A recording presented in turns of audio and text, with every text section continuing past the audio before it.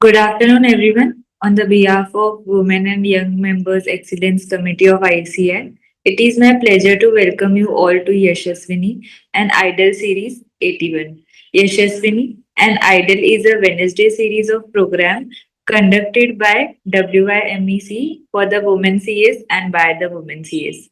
This series is an extension of Sky High Symposium, which concluded its 100 episodes. It is one of the committee's initiatives to not only disseminate information to women members on technical updation and non technical skills, but also to empower and inspire women members to come at forefront and realize their verbal skills at the public forum.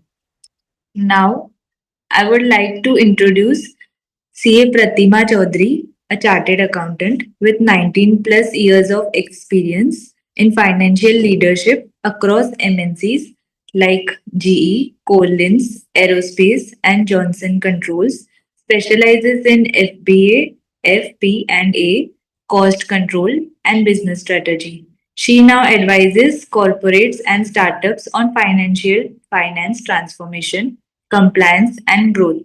I would like to hand over to CA Pratima Chaudhary to continue the session.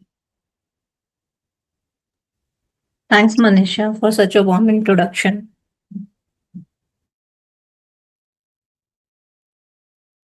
Good afternoon, everyone. Thank you for joining me. I know online sessions can feel like just another window on your screen, so I'll try to make this one worth keeping open.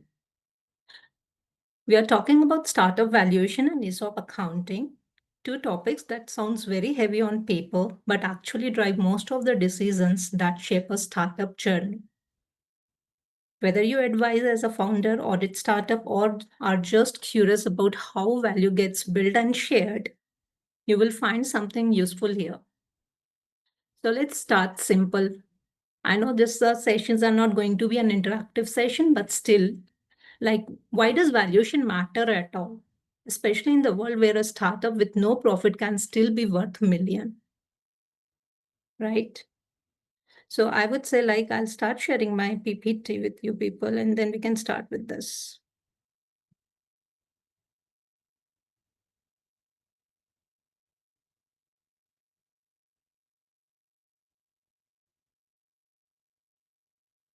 Can somebody confirm whether it's up for you people or not?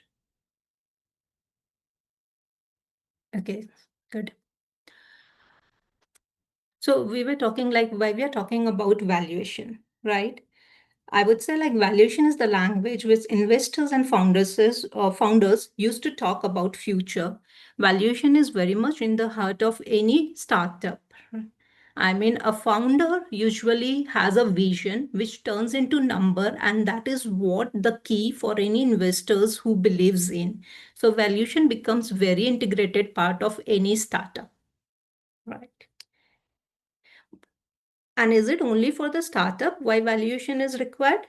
No, valuation has multiple facets. So what we look into it right now is what are the multiple facets of valuation? One, which we talked about right now, is fundraising, which is from the startup valuation purpose. When we approach to the investors for negotiation, it is required. And this fundraising could be at multiple stages. In startup, there are some standard terms we use like seeds, a stage we call it pre-seed seeds, then we have series A, series B, series C, and then we go to the IPO stage, right? So these are the different stages used to raise fund. Now, this is one part of it. Another part of it is like ESOPs. So valuation is also required at the time of the ESOPs. You need to determine what is the fair market value of the ESOPs when you issue it to the employees. At the time of merger and acquisition, definitely we need it, or else how the exchange would happen. As per the FAME also, it is required whenever we are doing a cross-border capital inflow or outflow is happening. From the income tax perspective, it is required because what happens is, though this is not used by income tax, wherever we need valuation as per income tax, that is not similar to what we are doing for the accounting purpose. Or say, for instance, the fundraising purpose. This is just to find out what is your tax liability. No. Who can do valuation? Is it that anybody can do valuation? So, no, the answer is not like that. Valuation happens with purpose, whether it is for FEMA purpose, whether it's for income tax purpose, whether it's for investor decks, or as per the companies.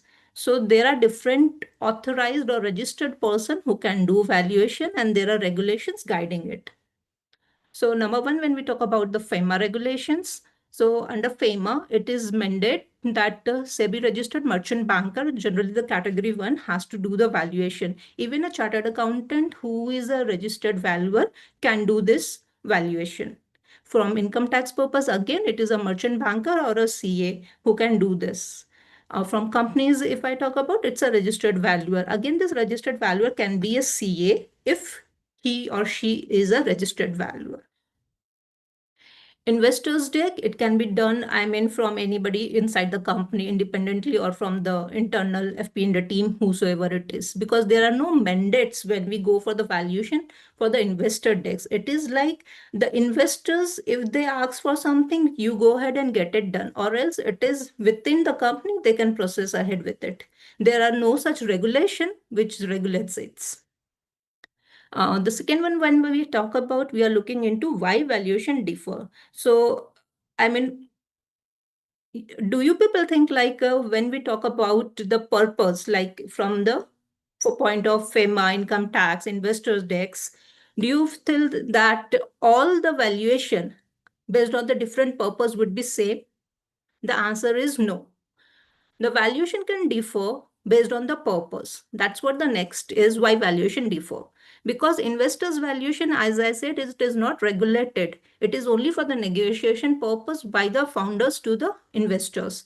So there is no regulation over there. So this valuation can differ. The methods used can be different. From the income tax perspective, it is guided. It has to be based on Rule 11 UA, and it has to be through a merchant banker. The purpose is the compliance.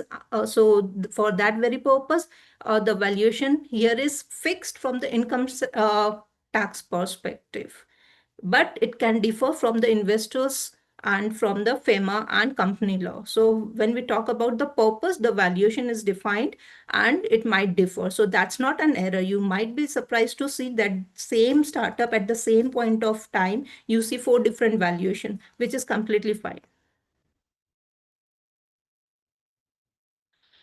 There are which valuation methods you can use for a startup and what are these valuation methods. We'll go one by one.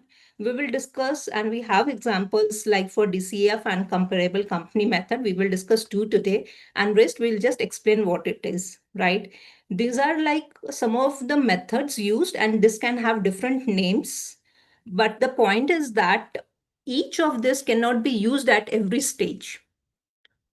You need to understand that every valuation method has a way of doing it based on the data information what you have, based on like what data you have from your peers and what you have within the company.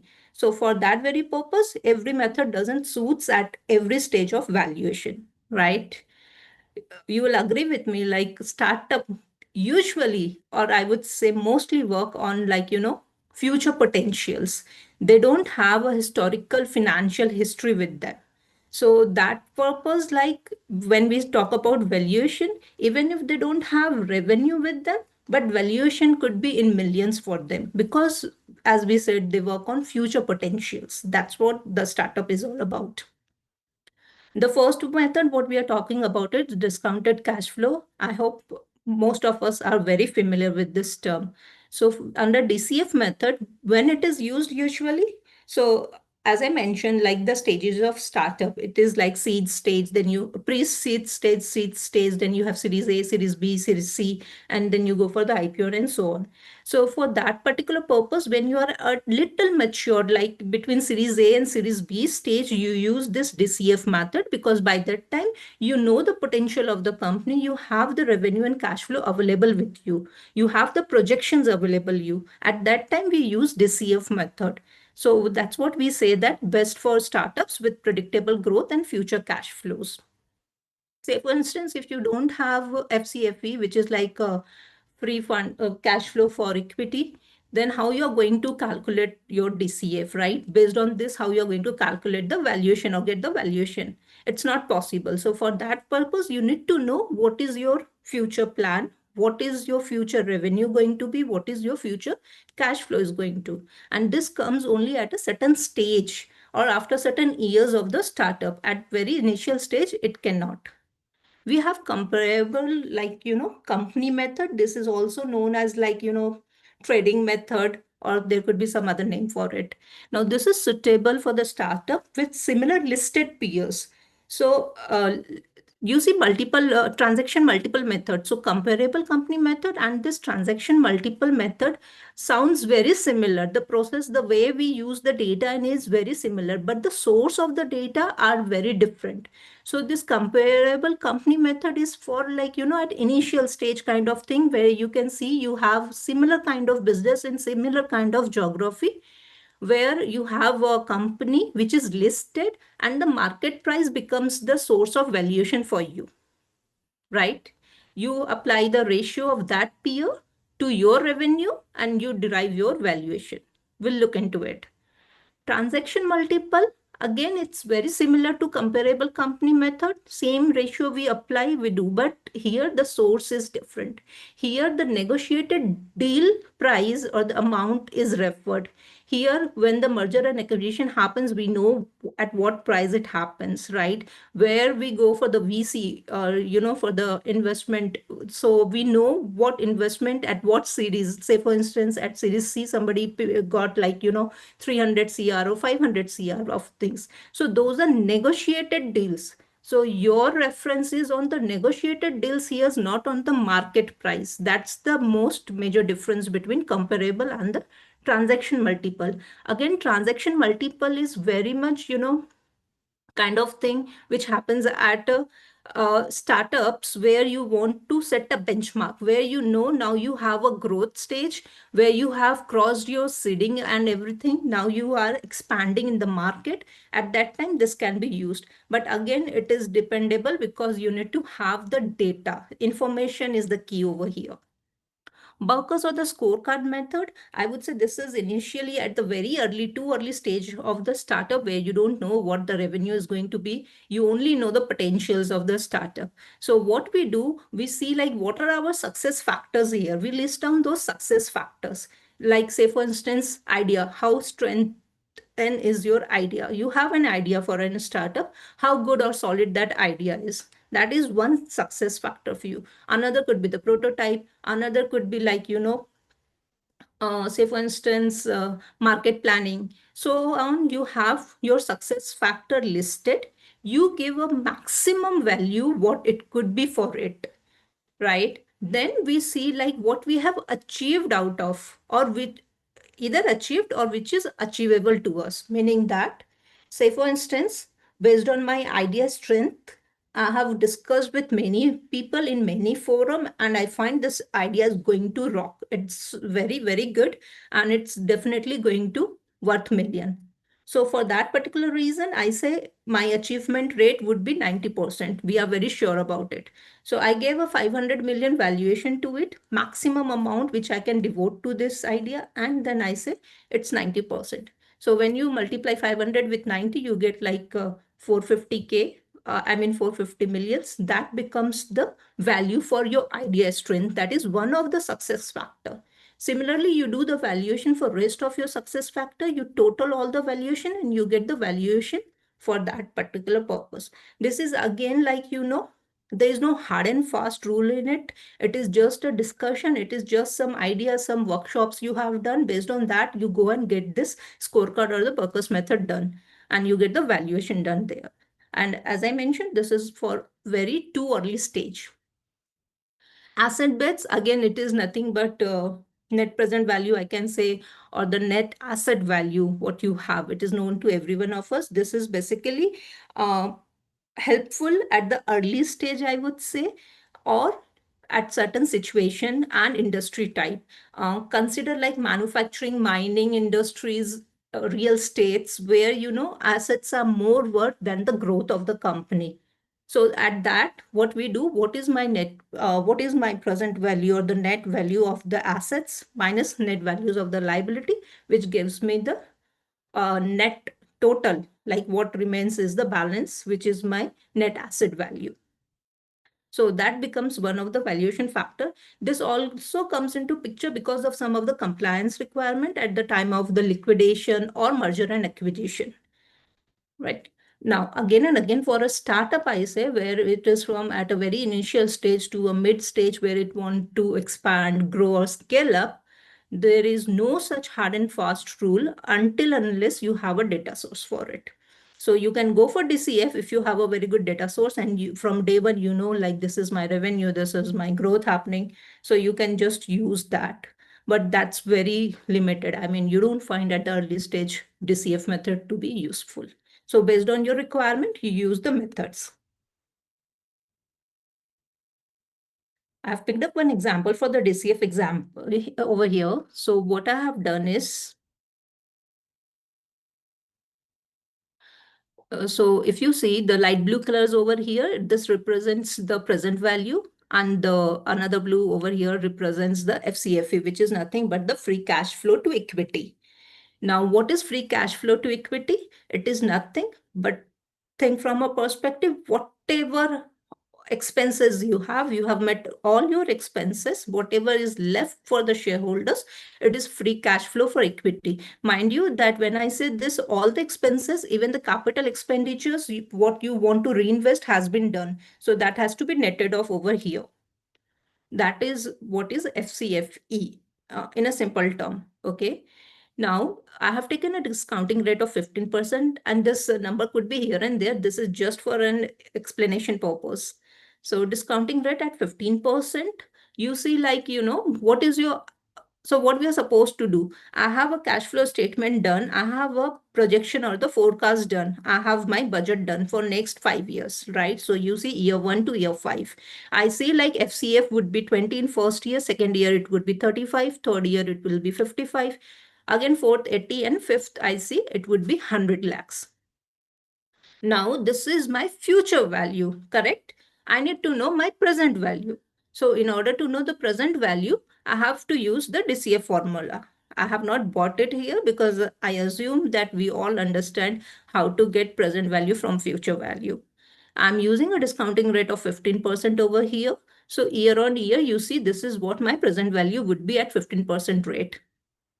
Now, the total is summation of all this 5-year PV, which gives me 157.6 lakhs.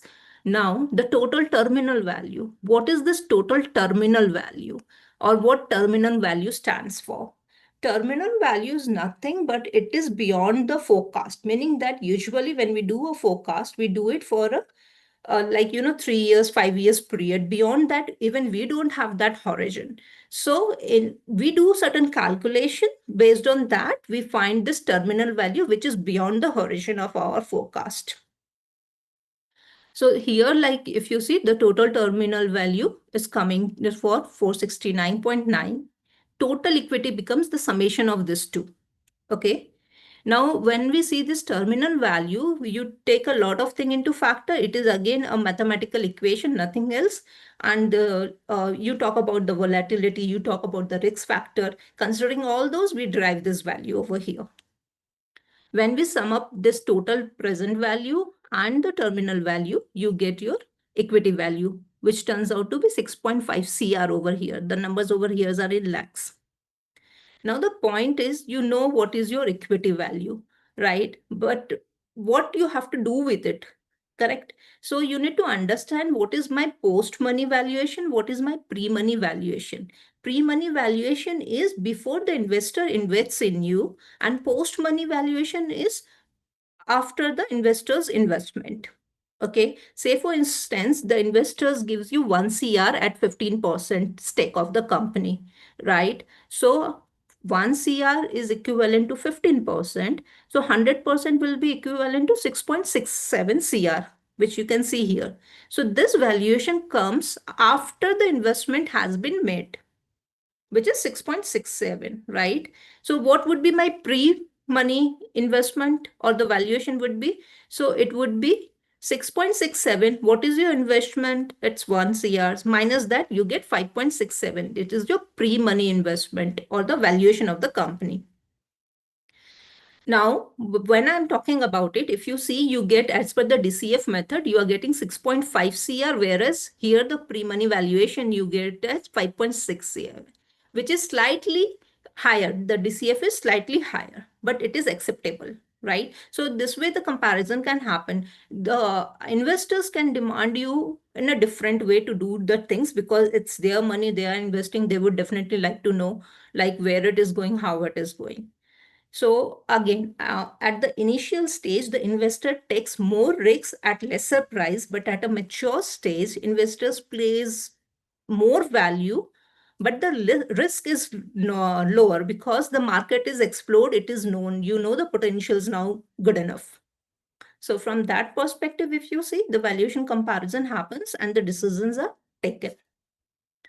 We'll take another example for this comparable method or the comparable company method. We call it at CCM. As I mentioned, it is also called the trading method. Now, in this method, usually what happens is you are very new, right? You don't know like how to do a valuation, or you don't have a plan for the future. You don't see like how the revenue would be because you are still at a prototype, say for instance. So how you're going to value, because I said valuation is important because that's the language we all understand and that's the worth of the company. Based on that, you approach market. So what you do is you go and look for a startup, right? You go and look for a startup of a similar kind of business what you are doing, and it has to be a listed startup.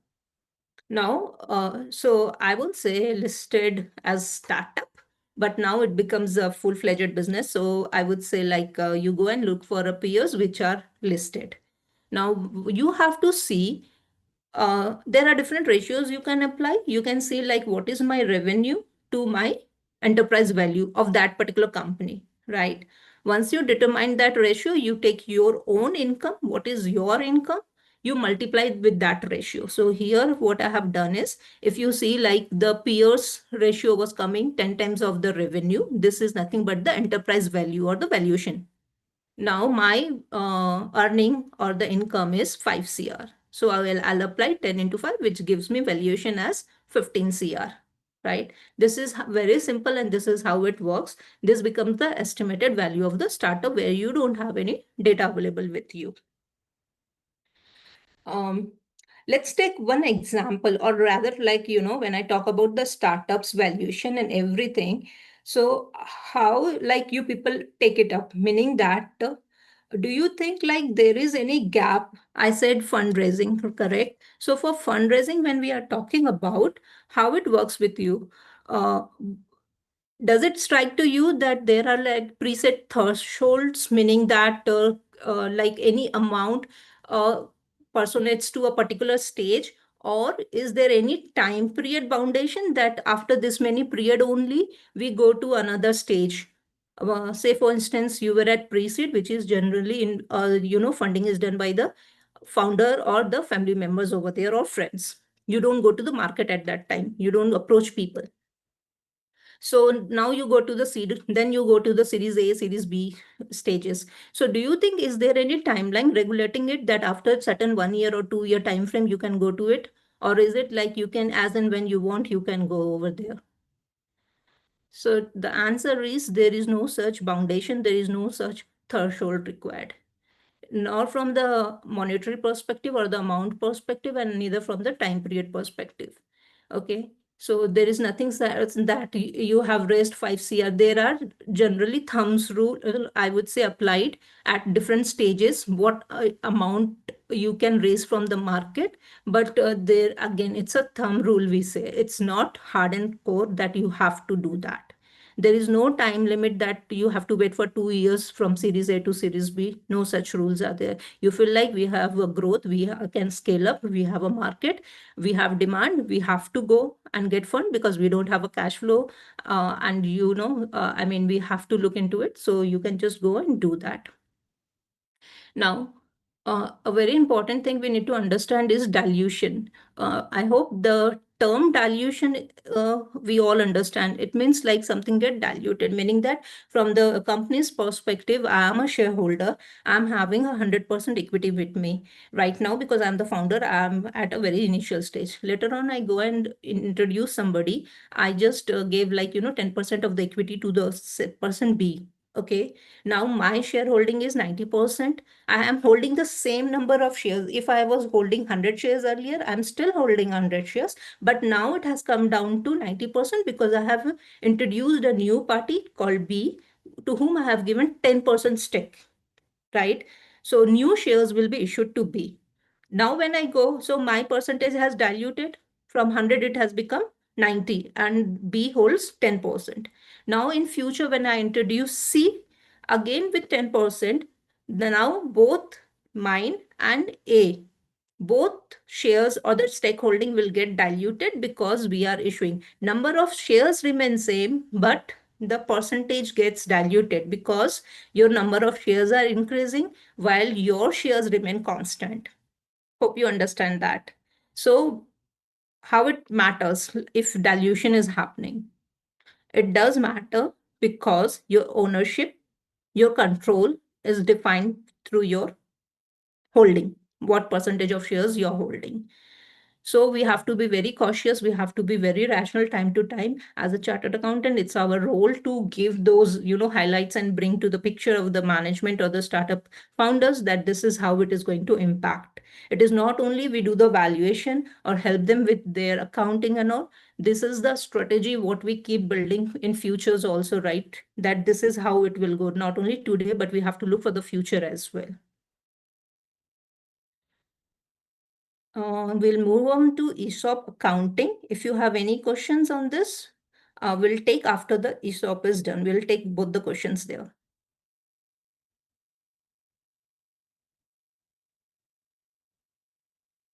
So what is an ESOP?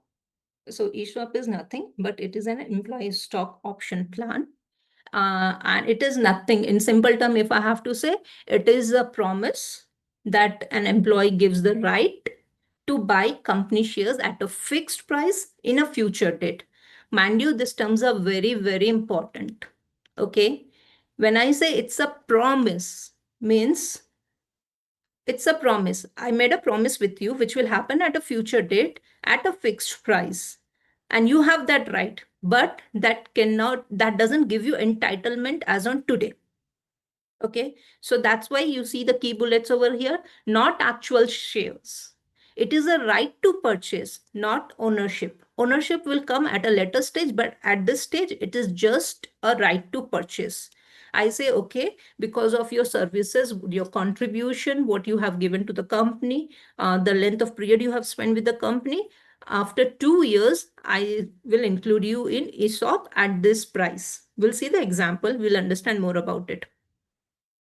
At a future, I mean, you can opt this at a future purchase date, right? There would be a future purpose, not today.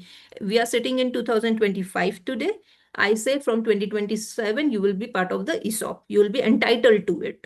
So that is at a future time, okay? And will be able to vest over time. The option can be entitlement will come at 2027, not today. You have that right, but you cannot buy the shares today or you cannot pay for the shares today. This will happen at a fixed price, predetermined, irrespective of what price is in 2027. This will happen at a price what we talk today. Okay.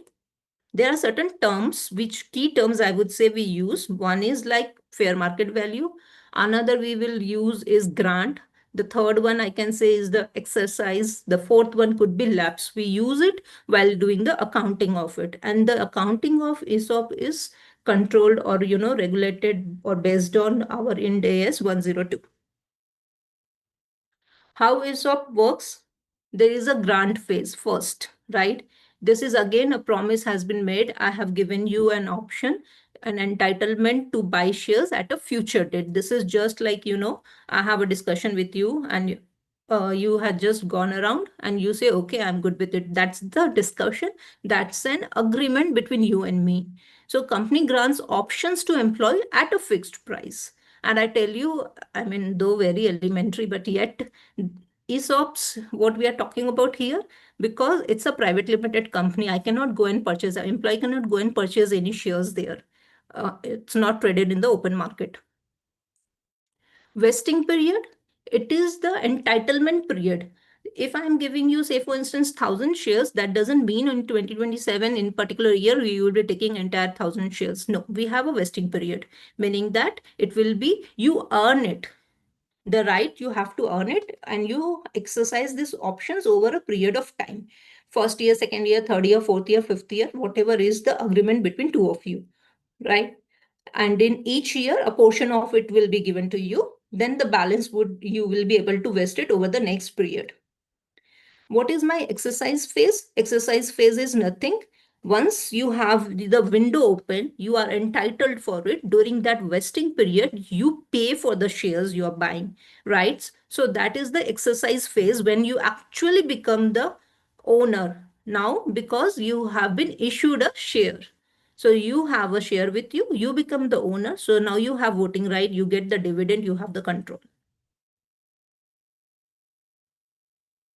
What are the benefits of it?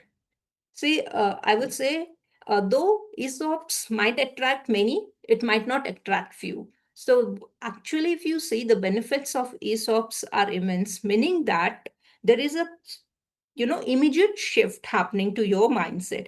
When generally we invest outside, what we look for? We look for that the valuation should go, or we make profit out of the investment what we have made. Similarly, we would look here also, right? Once I am party to ESOP, or I'm also the member of the ESOP, I would like to have that the valuation should go high so that I make profit out of it.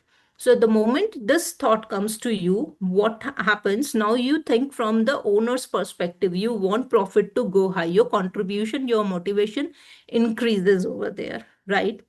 So that's how the ownership mindset shift takes place. Employee loyalty, you become more encouraged for the long term commitment because you have a vesting period also over there, keep in mind. And most of the time, this ESOPs are based on performance and the period you have served to the company. So that engagement, or the engagement with the company, your loyalty with the company comes into picture. Here now you will follow the path. Your goal and the company's goal gets aligned, which most of the time doesn't. Let's move on. Let's take an example over here. There are few missing data over here, but we'll discuss about it. So option granted, again and again, I'm telling you, option is granted to you. That means it's just an agreement between two of us. There is nothing in the books happening. There is no physical share issued to you. There is no, payments made by you. It is just a understanding between two of us, the employee and the employer. So option is granted for 1,000 options, means 1,000 shares.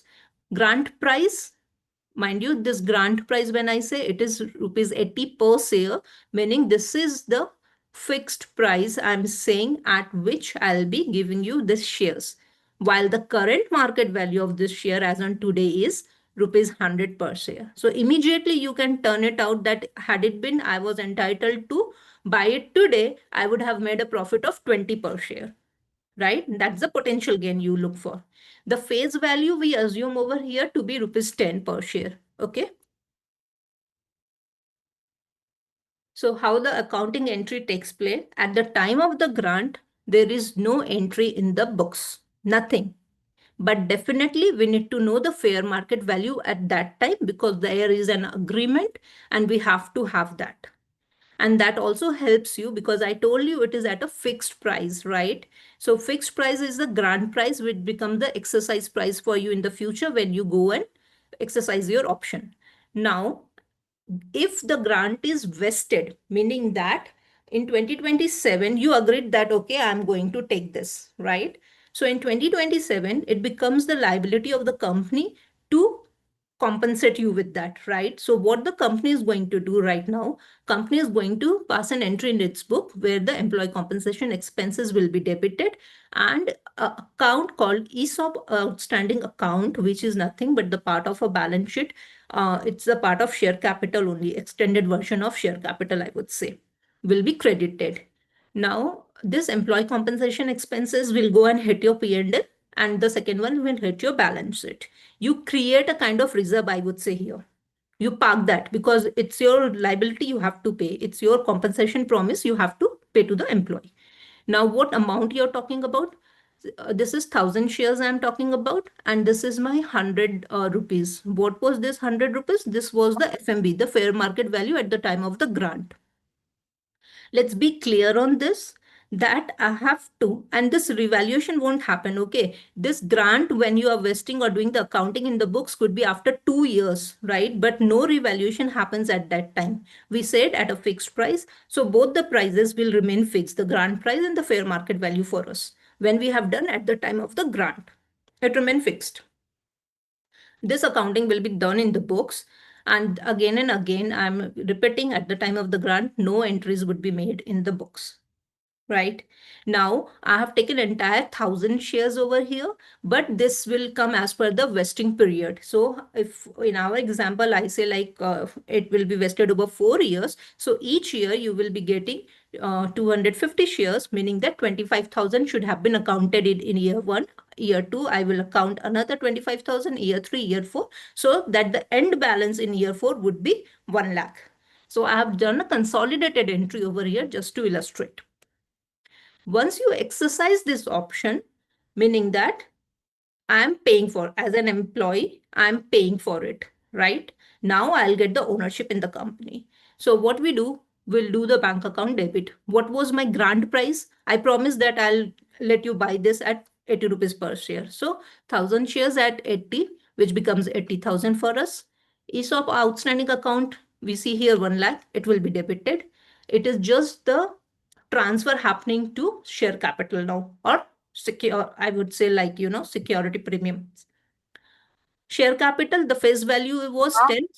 कौन बैठी तो serial देखते बड़ी चेहरे से दिखती ही नहीं है और किससे बातें कर रहे हैं दीवारों से इतना मोहब्बत नहीं है Can you in view of please the above mute points your raised mic? in the assessment order dated So the share capital would be like for 1,000 shares at 10 rupees at the face value. Rest everything goes and sits into your security premium account, right? Now the question is like, what happens when it lapses, meaning that the employee after certain year, and this again the 1,000 will change to 250 in all the cases for year one, then again next year we'll do for 250. This is the consolidated version what I am showing you. Now say for instance, after year one, the employee is not vesting his, or not taking or not using his options and not going to buy the shares, he's not interested anymore. So what you do with that? So for that, you don't have to do anything. Whatever amount is sitting in your ESOP outstanding account, as on that date, you just transfer it, reclassify it to general reserve. There is no hit to P&L any further. This is for the unexercised options by the employee during the vested period.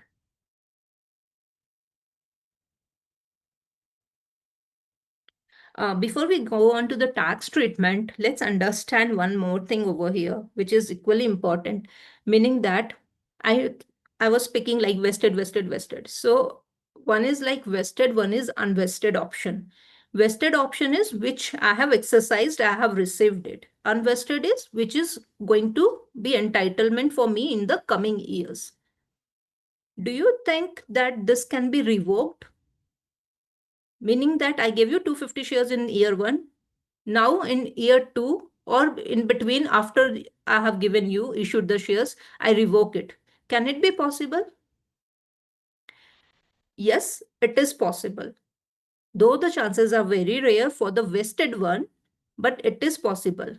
But things to be kept in mind, it has to be driven by ESOP policy, and it has to have equal mention in the grant agreement.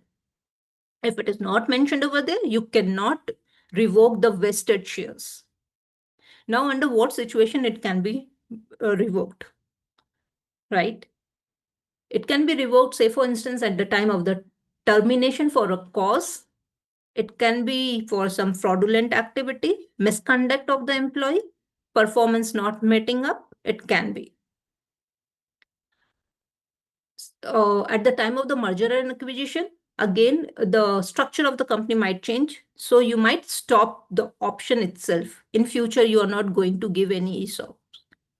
So year one, you got it, you keep it. Next year onwards, you don't get it. It can be. There is no such rule that it cannot be. Even the vested one can be revoked under certain situation. Even the unvested one can be called off. The tax treatment. So company pays nothing for free, right? So whatever it pays to you, you have to pay for it as a tax. So, I mean, who pays the tax and at what stages? There are multiple stages to it.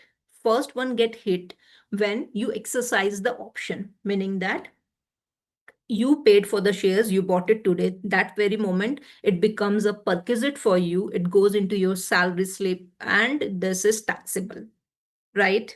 So how it is calculated? Now, I said you valuation, we don't do any revaluation. One FMV is done at the time of the grant, right? This is for accounting purpose. From taxation purpose, again, our valuation or FMV is calculated just for the taxation purpose at the time of the option is exercised. We will find what is my value as on today. Earlier, we saw the market value was 100 and the exercise price was 80. Now, say for instance, at the time of the option being exercised, it is 120. So at this point, what you do is you will see what is my FMV, which is 120. What is my exercise price, which is 80. The net of this two gives you 40 per share as your perquisite. It goes and sits into your salary and it is taxable. Okay, this is one point where the taxation gets hit. Second point, when you sell it, say for instance, in future, you're going to sell it for a 300 bucks. You have sold it in some way, right? For 300 bucks. Now, 120 minus 300, which is 180 per share becomes the next taxable value, which is a capital gain. It could be a long term, it could be a short term. From employer side, definitely they have to deduct TDS as usually they do on salary. So that becomes, since it is a perquisite for you, it becomes a deductible one. TDS is deductible on this. From company law compliance perspective, we have different stages approvals.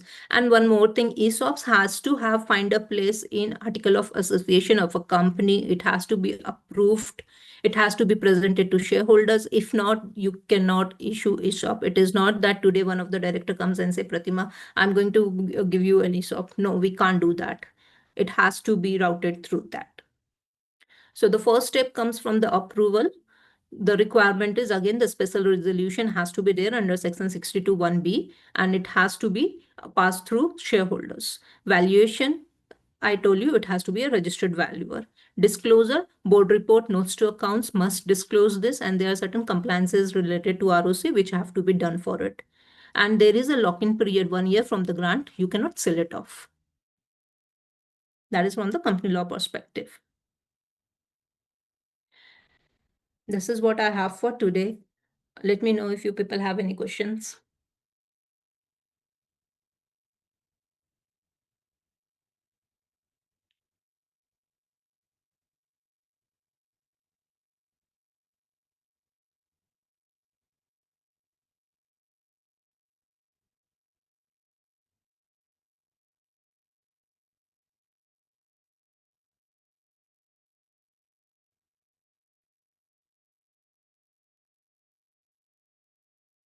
Am I audible?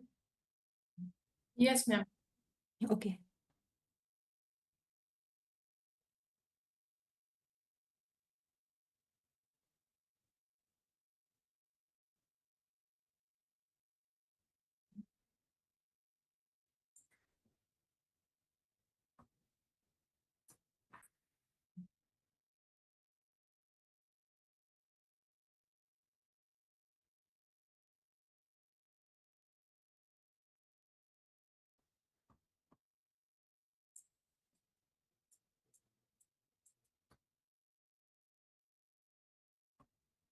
Ma'am, everyone understood so well that we don't have any question in the admin panel. I take it as a compliment. Yes, ma'am, it is a compliment only. Then rather let me ask questions to them to check whether they have understood or not. But ma'am, they cannot reply now. I'm just kidding. Thank you all. Yeah. Thank you so much. Good evening, everyone. I am CA Ritu Agarwal, MCM Vasai branch. On behalf of the Women and Young Member Excellence Committee of I extend our heartfelt gratitude to CA Pratima Chaudhary ma'am for an insightful and enriching session on startup valuation and ESOPs, a practical guide. Ma'am, your lucid explanation to valuation concept, the practical insight shared on structuring ESOPs, and the clarity with which you have addressed complex issues truly added immense value to all the participants. We sincerely appreciate the time and effort you invested in preparing and delivering this excellent presentation. Your contribution has made this session both informative and inspiring. I want to thank WYMEC Committee Chairperson CA Preeti Savla ma'am and Vice Chairman CA Ravi Patwa sir for giving me this opportunity to extend a vote of thanks for such a learned speaker. Thank you once again, ma'am, for sharing your expertise and motivating us to explore new dimension in the area of startup finance and valuation. Thank you so much. Thanks, Now let's move thanks to the everyone next session. hearing me patiently. Thank you. With this, I request admin to please take us to the next session. Over to you, CA Kavita Jawar ma'am. Hello, everyone.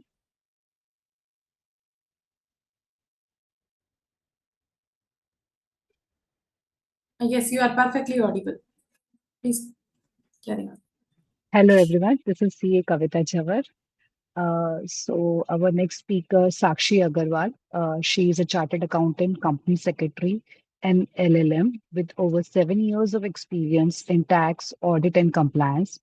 She holds 25 plus certifications and is empaneled as a mediator, arbiter, while actively writing and speaking on emerging legal financial topics. So it's a honor to welcome you, ma'am, Sakshi Agarwal. Welcome you, ma'am.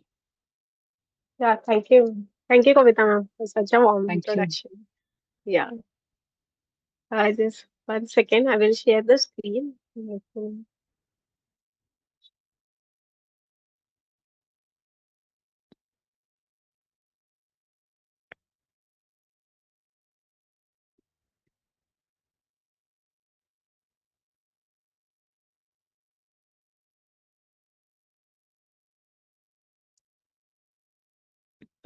I guess the screen is not getting shared. Admin, can you please just check?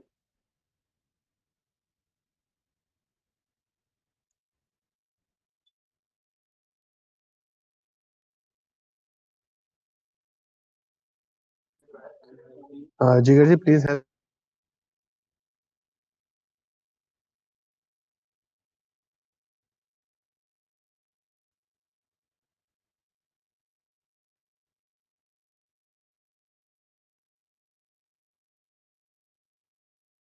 Yeah, also.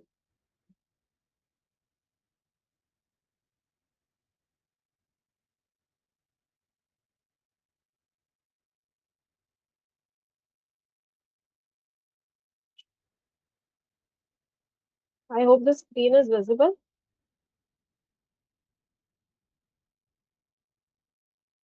Okay. So, good afternoon, everyone. Thank you, Kavita ma'am, for such a warm introduction. I would like to ask the audience, wasn't that an absolutely fantastic session by Pratima ma'am? The way she simplified the startup valuation, broke down the ESOPs, and connected it to all the real world advisory, it feels like a masterclass in making the complex things feel accessible. So now let's switch gear and step into something equally exciting topic. That is the digital pechan. That is the next gen women see. I'm so excited to speak with all of you about this. But before we dive into it, I want to thank the women and young member excellent community of ICAI for organizing this Yashasvi session that is giving us an opportunity to connect virtually. So let's start by explaining that pehchan, digital pehchan. First, we should know what is pehchan, means identity. So digital pehchan is essentially your digital identity as a professional. This session is for all the women CAs out there. As a woman in this field, we bring immense talent and dedication.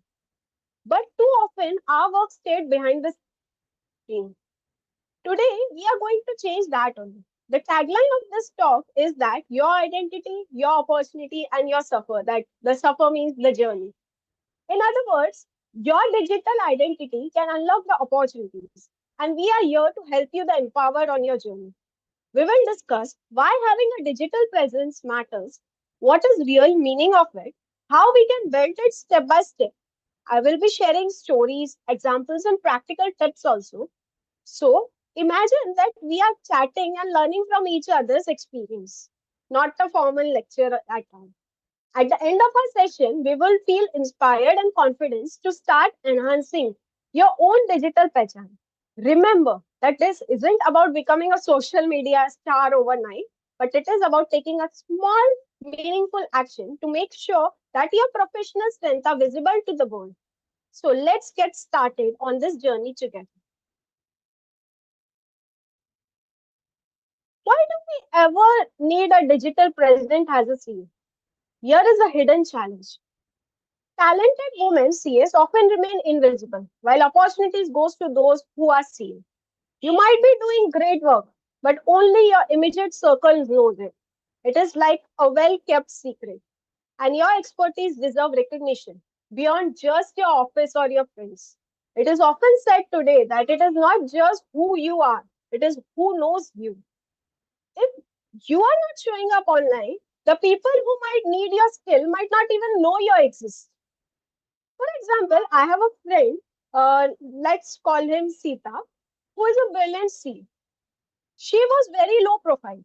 Another peer of ours, who was less experienced but very active on LinkedIn, kept getting invitation to speak at events and call for new clients. Not because she was better at that job, but because she knew, because people knows him online, knows her online. Sorry. This was a wake up call for Sita, and it is a reminder for all of us also. If we are not visible, we get overlooked. At the same time, our profession is changing. Networking is moving online. Think LinkedIn connection instead of just business cards. Remote works and virtual consulting are becoming normal, which means that you can serve clients anywhere, if they can find you. Trust is now built through contexts. Where someone reads your article or sees your post, they start trusting your expertise, even before meeting you. In fact, these days, it is almost a reflex for someone to Google you or check on your LinkedIn profile before deciding to work with you. So, in this today's digital world, being skilled is not just enough. You need to be discoverable, you need to be creditable online also. When you have a strong digital presence, you open up the doors to premium clients, speaking opportunity, leadership roles, all the things that you deserve because people can finally see the value that you bring on the table. Frankly speaking, a few years ago, I was a bit like the Sita only, doing good work quietly, and I realized that I am getting overlooked. Only then, when I began putting myself out there, even in a small ways, did I see new doors opening. That's why I am passionate about this topic and sharing it with you. So, for this, the takeaways that we can say that let's not just hard work remains hidden. By building a digital pehchan, you ensured your talent and knowledge are visible to the world that needs them. So, let's take the next slide. Let's define the digital pehchan first in the simple terms. It is your intentional, trustworthy, professional identity online. Think of it as an online reputation or a first impression. Often someone will meet you via your LinkedIn profile or a Google search before they meet you in person. So you want to have it a good impression. So I can break this concept into four aspects. The first one is your profile. Make sure that your online profile, especially the LinkedIn, are complete, up to date, and professional. A good photo, a clear heading, a summary of who you are and what you do can instantly create a positive impression. The second one is your content. Share your insightful and knowledgeable content regularly. This would be a short LinkedIn post, an article, or even a helpful comment on any of the posts. By putting out this content, you demonstrate your expertise and interest. The third one is your conversation. Don't be a silent observer. Engage with others, comment on posts, answer the questions in the forum, congratulate the peers on achievement. This interactions shows your personality and helps to build relationship. The fourth one is your consistency. Being steady in your efforts. You don't have to post every day, but show up regularly. Consistency over time builds familiarities and trust. That is bharosa, or we can call it in Hindi. Importantly, digital pehchan is not about becoming a social media influencer. It is about making sure that when opportunity knocks your door or someone looks up to you, you are discoverable and comes across as creditable. Think of it like if someone hears about you and search online, what will they find? That is your digital pehchan.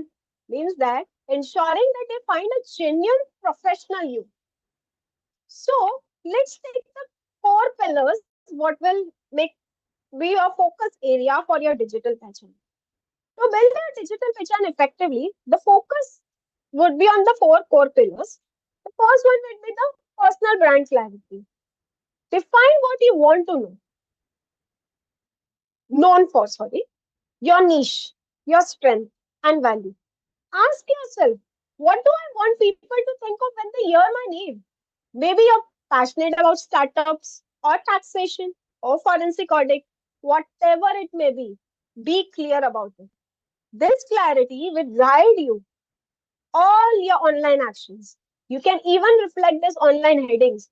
For instance, say a startup finance specialist or a taxation expert for MSME rather than just a chartered accountant to give a people a clear idea of what you focus on. The second one is professional presence. Establish credibility on a clear platform. Start with a strong LinkedIn profile and keep your ICF portfolio profile updated too. Consider that even a simple personal website or a portfolio is relevant. Basically, make sure that you're online, you look as professional as you are in real life. Keep your information correct and accurate. The third one is proof of work. Show your expertise publicly. Share the post or article. Speak at webinars or events. Contribute in discussions. Think of it as creating a visible track records of your knowledge. For instance, if you solve a tough tax issue, you would write a short post about the problem and how you have approached it without naming the client. That infos that you know your stuff. The fourth one is the community and networking. Build a relationship online. Join groups for professionals, ICI forum, LinkedIn groups, etc. And engage with your peers and mentors. Comments, collaborate, and support others. Networking isn't about collecting contacts, it is about forming a genuine connection. Over a time, those connections will think of you when the opportunity arises. These pillars work together. Clarity gives you direction. Presence makes you visible. Proof builds trust and community creates opportunity. I know a fellow CA who has applied this principle. She defined her brand as a startup finance specialist, updated her profile, regularly sharing the tips on startups, and actively helped others in the startup forums. Within a year, she saw a huge uptick in referrals and opportunities coming her way. With these pillars and focus, you will be laying a strong foundation for your digital identity. So let's take the key benefits of how digital pehchan helps you grow. Building your digital identity doesn't take effort. So what you get in return? Here are some of the real advantages that a strong digital pehchan can give to your career or a practice. The first one is the premium client. Attract clients who value expertise, not just the lowest fees. When someone sees your knowledgeable post or a profile, they're often willing to pay more than the quality or that quality. The second one is the fastest trust. A visible track record means that new contract trust you sooner. If they have seen you helpful content or a professional profile, they already have a positive impression even before meeting you. The next one is the leadership visibility. By being active and vocal online, you get notices for leadership roles like the panel discussion, the committees, or the board position also. The people who make those choices often looks for names that are visible and respected. The next one is speaking and mentoring opportunity. As your reputation grows, you may receive invitation to share your knowledge at seminars, conferences, or webinars. You might also have a younger professional seeking you out for guidance, which is rewarding in itself, right? The next one is effortless reference. With peers known you for a particular expertise because of a consistency highlighting it online, then naturally refers others to you. For example, in a WhatsApp group, I am a part of it. Whenever someone asks, do you have any expert in international taxation? The names suggested are always those who are visibly sharing knowledge in that area. That would be you next. So I have experienced some of this advantage myself. So for instance, after I shared an article on a new Companies Act update, a CEO who saw it has reached out to me for advice. That turns out to be a great client relationship, right? And it happens because my content builds trust before we have ever met. That's the power of being visible and creditable online. A strong digital presence can truly fast track your professional growth, often in other ways you wouldn't expect. So now let's take how digital pechan can create an opportunity, that is the cause and effect. This slide shows that how your online actions translate into real outcome. Instead of just listening them, let's take an example with a story of a fellow CA and let's call her, I guess, Asha. Okay. Strong, first one is the strong link profile, right? That is the inquiries. Asha made her LinkedIn profile shine with her skills and niche. What would be the result? A company HR manager searching for an expert found her profile and reached out with a job opportunity.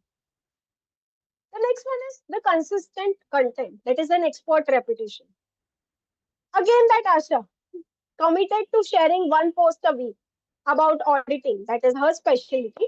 In few months, people in her network start seeing her as an audit expert. She even got asked by the finance magazine to contribute an article. They found her through her post. The next one is thought leadership. That is the speaking advice. Again, Asha, because Asha voiced insightful opinions online, the local ICI chapter notices her. She was invited to speak on an audit panel at a conference. This was for this was her first big speaking gig. Thanks to the thought leadership she displayed digitally on the digital platform, right? The next one is the cross-border visibility. That is the global client. Here is the amazing part one. A firm in Dubai came across Asha's post and contacted her for a remote consulting project. Sounds great, right? Her digital presence has translated the borders, landing her an international client without leaving her home. Not long ago, Asha was just a capable professional flying under the radar. Now she is enjoying the kind of growth and recognition that she has never imagined. All because that she has decided to be intentional about her digital presence. So Asha's stories has shown the cause and the effect clearly, right? By being intentionally online, she unlocked a tangible outcome. New jobs offers, media exposure, speaking roles, and even global clients. The pattern is clear. When you put yourself out there consistently, opportunity will find you definitely. So now let's take a practical playbook of a 30 days digital pechan plan for you all. That is, knowing the theory is not one thing, but now let's talk about how to start this practically. So here is a simple 4-week plan to kickstart your digital pechan journey. You can follow it step by step, or you can even alter it as per your convenience. The first one is the foundation. Set up or refresh your profiles. That is, update your LinkedIn with a professional photo, a clear heading, informative about summary. Make sure that your contact info is up to date. If there is an ICI member dictionary profile, update that too. The goal is to present a complete professional image online in the week one. Now, for the second week, the first post. Share 2 or 3 pieces of content this week. For example, a post of a common questions the clients ask you and your brief answer about that. Or share a lesson that you have learned early in your career. Or just correct a common finance myth. Keep it simple and helpful to large people. This will break the ice of posting and shows your network that you have insightful to offer. For the week 3, engage. Focus on interacting with others. Comment on the post made by the other CAs or industries leader. Congratulate someone on the achievement. Join the professional group or discussion and contribute your thoughts. Genuine engagement increases your visibility and helps you build connection. It is like joining the conversation happening in the professional world. For week 4, share a win lesson. In the final week, post a slightly deeper insight that it would be a short case study without naming anyone or a story from your work that has taught you something. For example, that I have inquired an X number of challenges with one of my clients, and here is how I have solved it or what I have learned. Okay, this highlights your expertise and authenticity. By the end of this 4 weeks, you would be like a strong foundation, a good profile, some content, and an active engagement. Remember that these small doable steps, they may seem minor, but they are compounded over a time. Start where you are, use what you have, and you will see momentum build. Even if you feel a bit shy or unsure at the first, stick with it. You will gain confidence each week, and you might ever start enjoying it. The key is to begin, and now you have a plan to do it in 1 month. So now let's take some of the do's and don'ts of what a woman sees online, have a best practices. As you step into the digital space, here are some of the important guidelines to keep your present positive and professional. The first do is be authentic. Share your genuine experience and perspective. Authenticity builds trust. The second one is maintain confidentiality. Never share the client's name or sensitive information. Always uphold our ethical duties of confidentiality. The third one is add values. Make sure that your posts or comments are helpful, informative, or insightful for others. The next one, stay compliant. Follow ICI professional guidelines in all your online activities. For example, no advertising service in any way that aren't allowed by ICA. The next one, use a respectful tone. Be polite and professional. Even if you disagree with someone, keep it civil and constructive. If someone is rude to you online, don't stoop to their level. Respond calmly or not at all. The don'ts that we can say, no client data, that don't post any confidential client data or specific. Protect the privacy at all the times. The next one is avoid controversy. Steer clean of unnecessary politics or diverse debate on your professional profile. It can distract from your professional image. The next one is don't plagiarism. Share the original content or give the credit to the sources. Never copy paste others' work without acknowledging it. The next one, no exaggerated the claims. Don't overpromise or mispresent your abilities. stay honest about what you can deliver. The next one is skip negativity. Avoid constant complaining or criticism. It is okay to discuss the challenge, but do it with a social solution oriented mindset. That is, staying positive will make people more inclined to connect with you. These are some of the pointers that will help you steer the clean of troubles and keep your online presence positive. Remember that your digital pehchan reflects on you as a chartered accountant and on your professional also. So we carry a CA as a brand with us. So let's keep it shining bright online, being ethical and respectful online. It is just as important as being visible. So now this is the most favorite slide of mine too. That is the confidence barrier and mindset shifts. That is overcoming the fears. Now, even with all the steps, you might feel a bit hesitated about it. It is normal. Let's address a few of the common fears that many of us have about putting ourselves out there. I know I have felt that doubts myself too in earlier stage. The first one is log kya kahenge? What will people say? We often worry about being judged.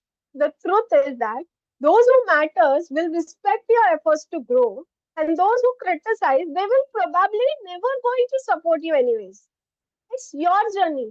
So don't let fear or gossip stop you from progressing. I know many of us have been raised to stay modest and not show off. But remember that sharing your knowledge or achievement isn't bagging. It is about helping others and allowing yourself to grow.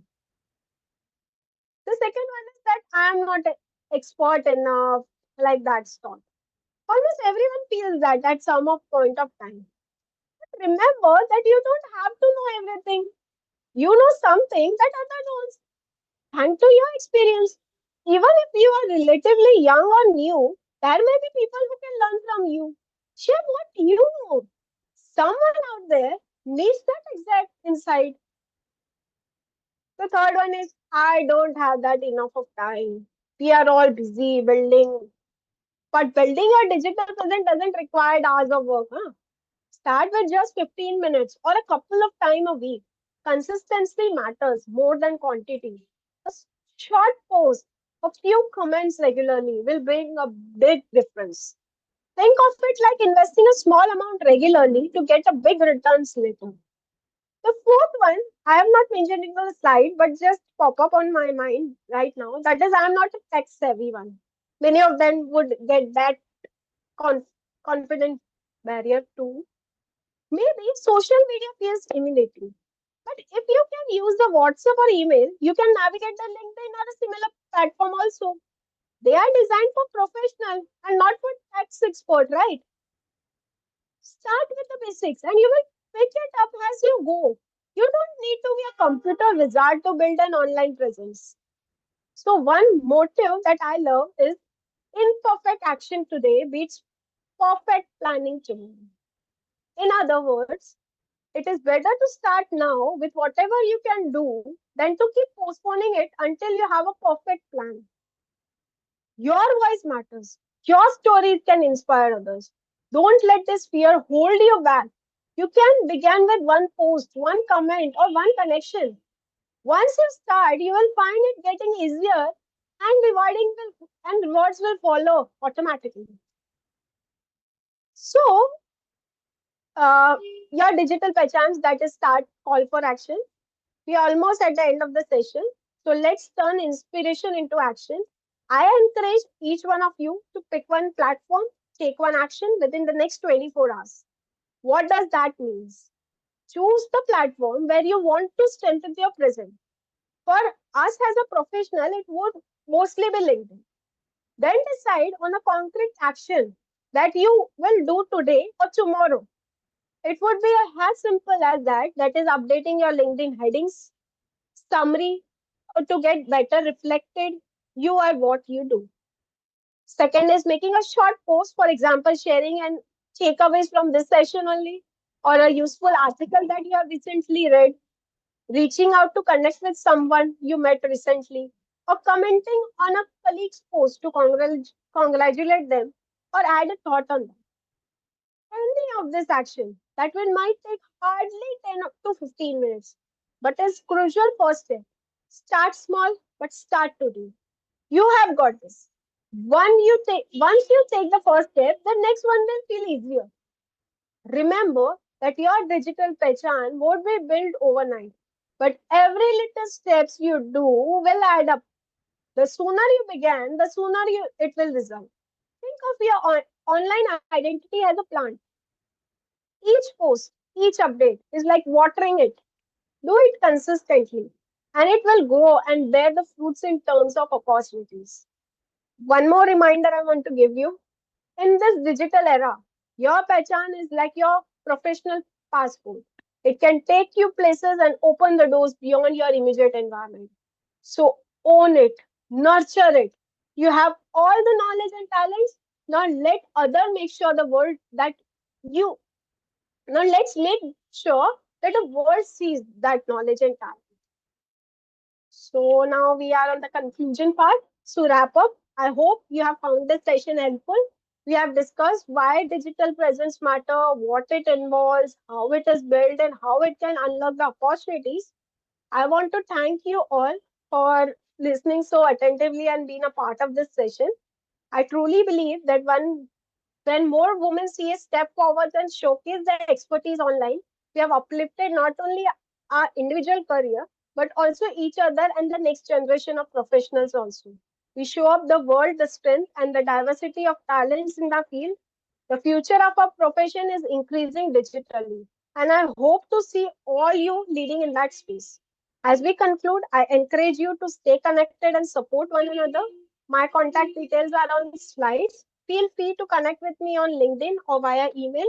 If you have any questions or want to share your progress, I would love to hear it from you. Thank you once again for your time and enthusiasm. I am excited to see you all build your digital passion and achieve new heights. Remember, the journey begins with one step. So let's all take it and see what it leads. Thank you all. All the best. Thank you. Any questions?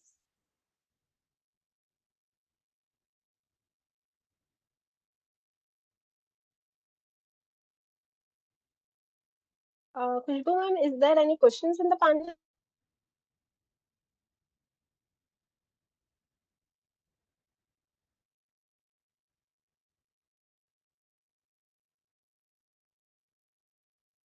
Khushbu ma'am?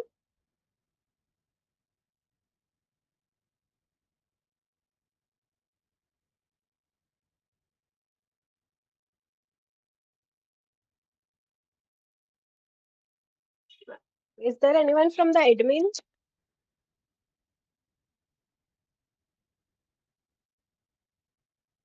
Yeah, the session has been over. Is there any questions? Yeah, yes, sir.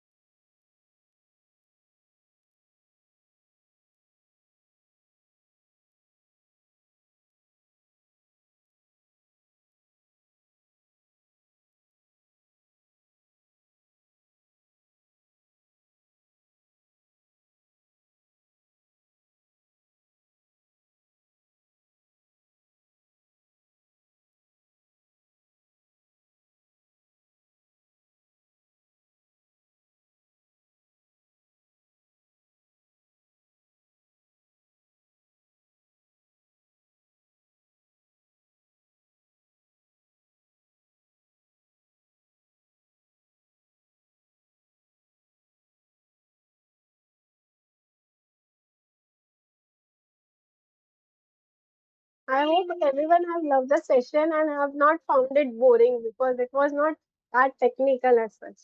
Hmm.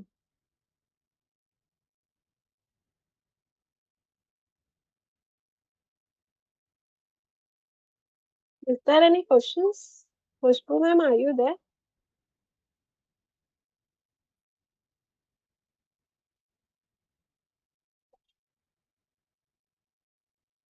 Okay, okay, sure.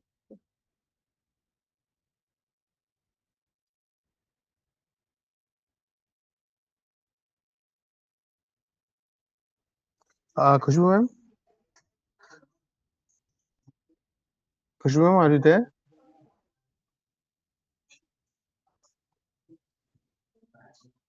Khushbu ma'am, are you there?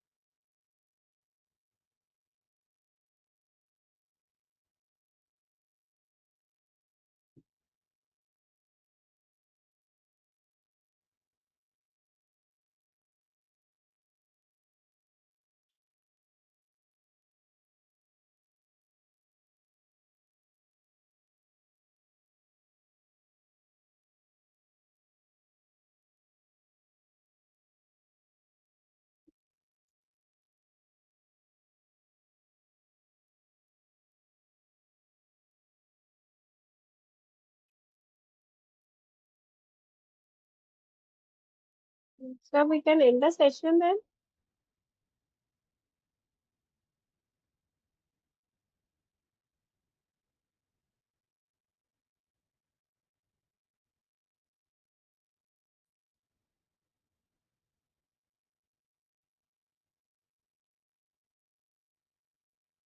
Ma'am, Kavita ma'am is joining, ma'am. Yes. Just a moment.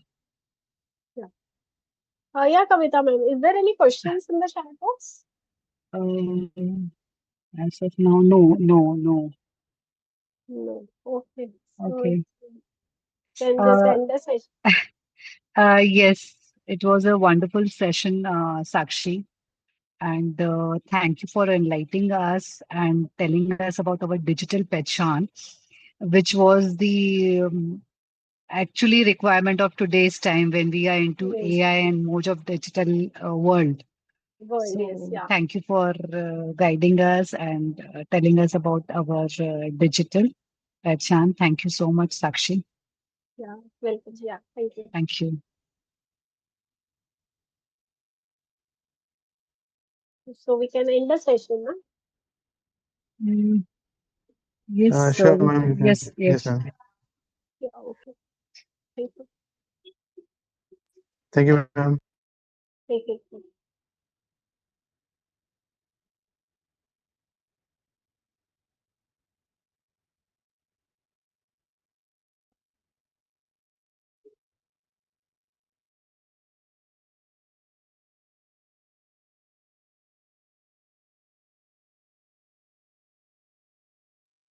Sure, sir. You can, sir.